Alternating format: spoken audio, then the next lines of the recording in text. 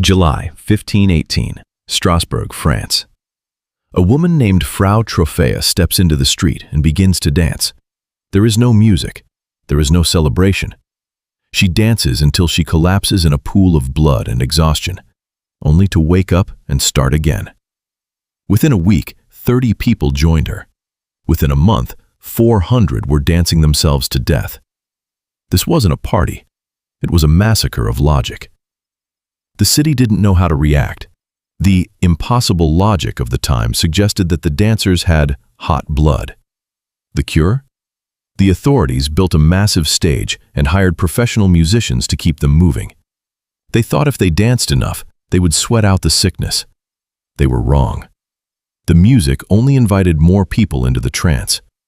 Men and women danced until their hearts burst, their feet shattered, and the streets were stained red.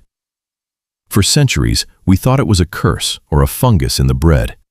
But modern science has a darker explanation: stress-induced psychosis.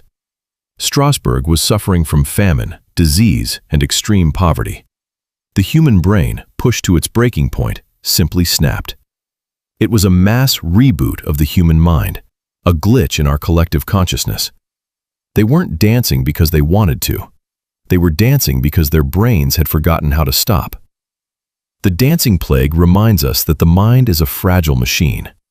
When the world becomes too heavy to carry, the brain finds a way to escape, even if that escape leads to the grave. Logic can explain the world, but it can't always save us from ourselves. Don't just watch your step, watch your mind.